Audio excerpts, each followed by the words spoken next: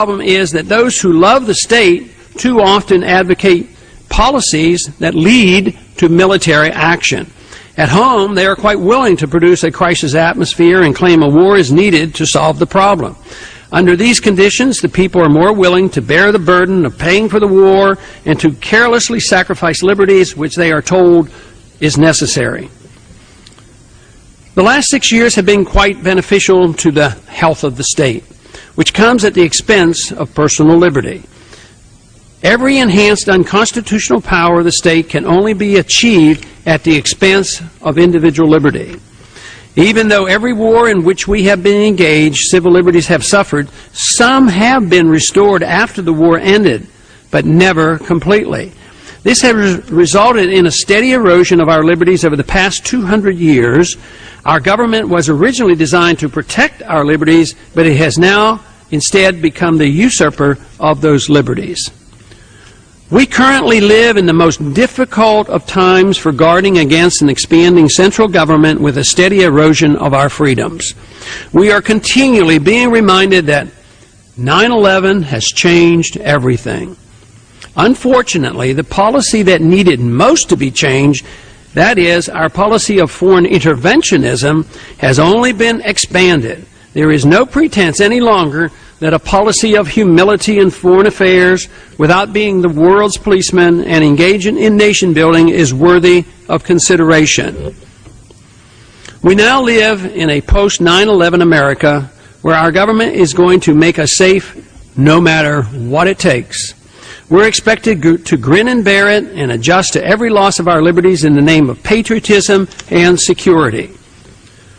Though the majority of Americans initially welcomed the declared effort to make us safe and were willing to sacrifice for the cause, more and more Americans are now becoming concerned about civil liberties being needlessly and dangerously sacrificed.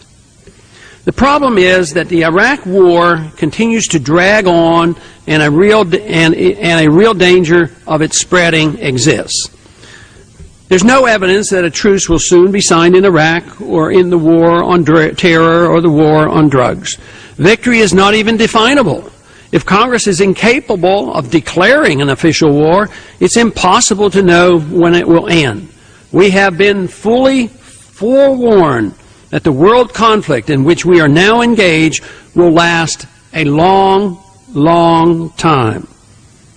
The war mentality and the pervasive fear of an unidentified enemy allows for a steady erosion of our liberties, and with this our respect for self-reliance and confidence is lost. Just think of the self-sacrifice and the humiliation we go through at the airport screening process on a routine basis. Though there's no scientific evidence of any likelihood of liquids and gels being mixed on an airplane to make a bomb, billions of dollars are wasted throwing away toothpaste and hairspray and searching old women in wheelchairs. Our enemies say boo and we jump, we panic, and then we punish ourselves. We're worse than a child being afraid of the dark. But in a way, the fear of indefinable terrorism is based on our inability to admit the truth about why there is a desire by a small number of angry, radical Islamists to kill Americans. It's certainly not because they are jealous of our wealth and freedoms. We fail to realize that the extremists, willing to sacrifice their own lives to kill their enemies, do so out of a sense of weakness and desperation over real and perceived attacks on their way of life, their religion, their country, and their natural resources. Without the conventional diplomatic or military means to retaliate against these attacks and an unwillingness of their own government to address the issue, they resort to the desperation tactic of suicide terrorism. Their anger toward their own governments, which they believe are co-conspirators with the American government, is equal to or greater than that directed toward us. These errors in judgment, in understanding the motive of the enemy, and the constant fear that is generated have brought us to this crisis where our civil liberties and privacy are being steadily eroded in the name of preserving national security. We may be the economic and the military giant of the world, but the effort to stop this war on our liberties here at home in the name of patriotism is being lost. The erosion of our personal liberties started long before 9/11, but 9/11 accelerated the process. There are many things that motivate those who pursue this course, both well-intentioned and malevolent.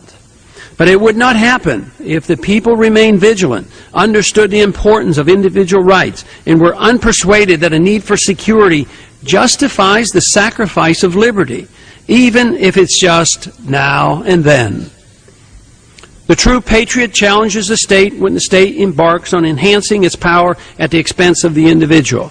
Without a better understanding and a greater determination to rein in the state, the rights of Americans that resulted from the revolutionary break from the British and the writing of the Constitution will disappear.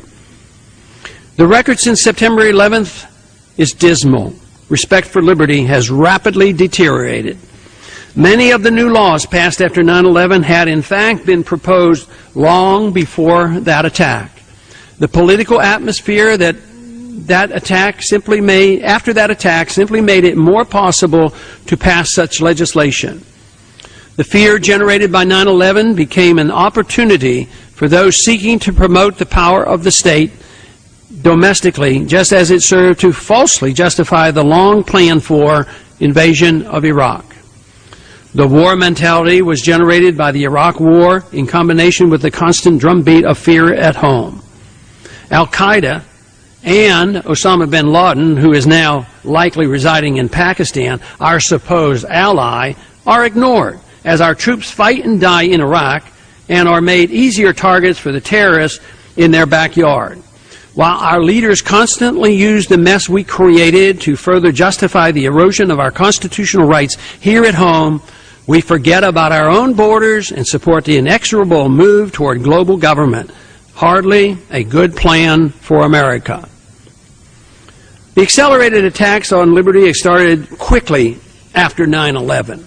Within weeks, the Patriot Act was overwhelmingly passed by Congress. Though the final version was unavailable up to a few hours before the vote, no member had sufficient time to read or understand it.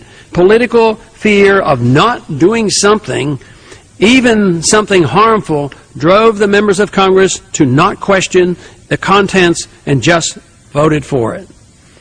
A little less freedom for a little more perceived safety was considered a fair trade-off, and the majority of Americans applauded. The Patriot Act, though, severely eroded the system of checks and balances by giving the government the power to spy on law-abiding citizens without judicial supervision. The several provisions that undermine the liberties of all Americans include sneak and peek searches, a broadened and more vague definition of domestic terrorism, allowing the FBI access to libraries and bookstore records without search warrants or probable cause, easier FBI initiation of wiretaps and searches, as well as roving wiretaps, easier access to information on American citizens' use of the Internet, and easier access to email and financial records of all American citizens. The attack on privacy has not relented over the past 6 years. The Military Commissions Act is a particularly egregious piece of legislation, and if not repealed, will change America for the worse, as the powers unconstitutionally granted to the executive branch are used and abused. This act grants excessive authority to use secretive military commissions outside of places where active hostilities are going on.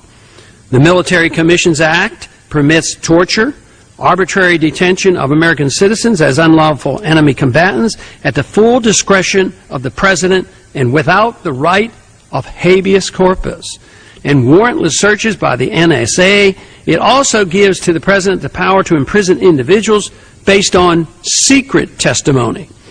Since 9/11, presidential signing statements designating portions of legislation that the President does not intend to follow, though not legal under the Constitution, have enormously multiplied. Unconstitutional executive orders are numerous and mischievous and need to be curtailed. Extraordinary rendition to secret prisons around the world has been widely engaged in, though obviously extra-legal. A growing concern in the post-9/11 environment is the federal government's list of potential terrorists based on secret evidence.